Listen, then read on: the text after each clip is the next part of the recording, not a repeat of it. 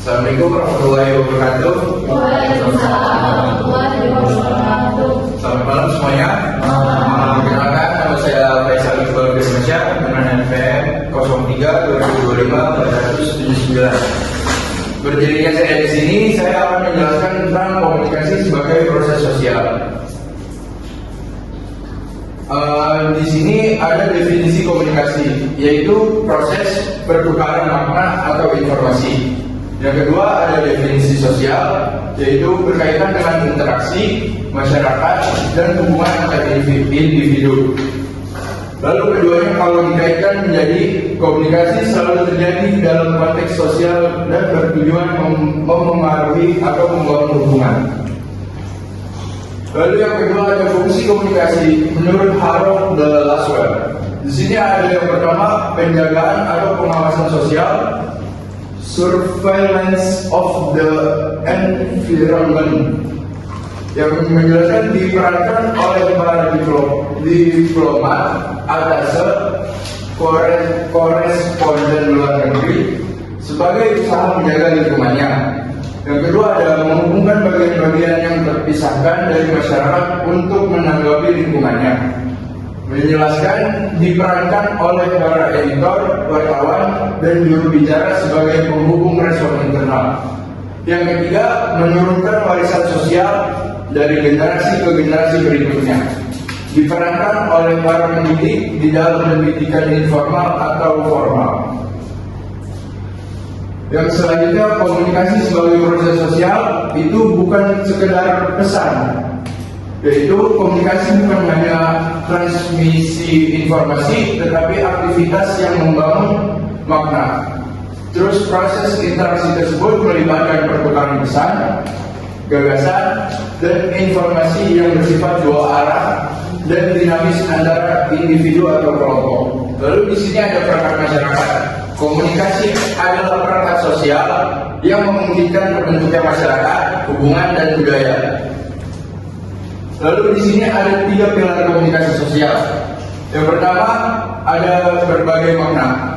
Tujuannya adalah mencapai pemahaman bersama, makna dibangun bersama melalui interpretasi simbol atau verbal dan non-verbal. Yang kedua, adanya pengaruh sosial.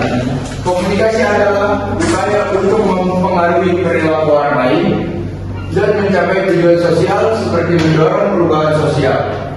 Yang ketiga, ada konteksnya. Komunikasi selalu terikat pada konteks latar belakang, situasi, dan budaya yang mempengaruhi bagaimana pesan diterima dan diinterpretasikan. Selanjutnya, ada komunikasi verbal dan non-verbal dalam proses sosial. Yang pertama verbal, bahasa dan kata-kata, menciptakan makna denotatif di arti kamus dan konotatif arti emosional atau sosial.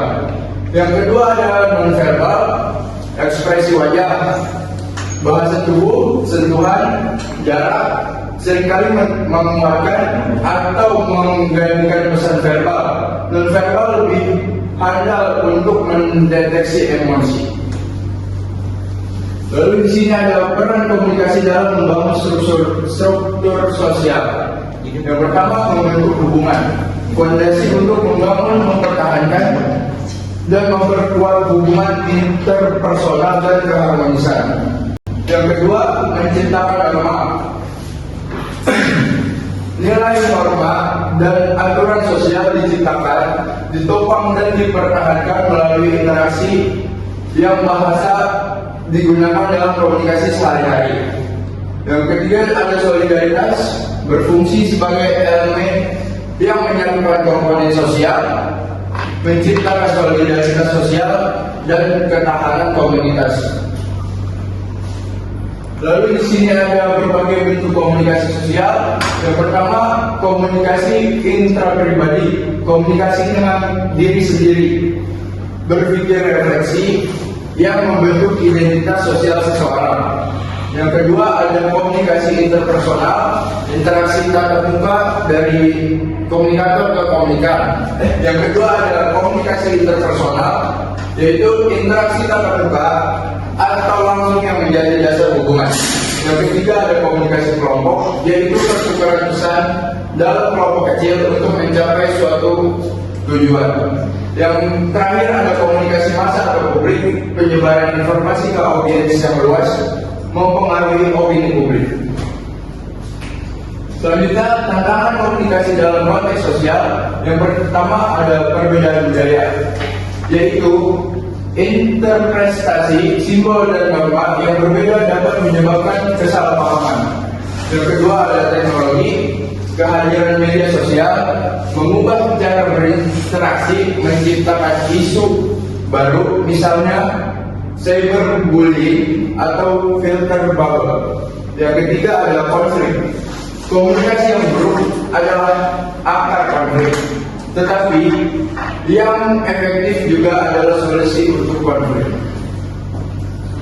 Lalu di sini komunikasi lingkungan hidup kita, yaitu komunikasi adalah proses dinamis yang menciptakan, memelihara dan mengubah realitas sosial, bahkan hanya sekedar alam. Lalu kesadaran akan komunikasi sebagai proses sosial meningkatkan kemampuan kita dalam memahami konflik, membangun empati dan mencapai tujuan bersama. Terima kasih, sekian dari presentasi saya. Assalamualaikum warahmatullahi wabarakatuh.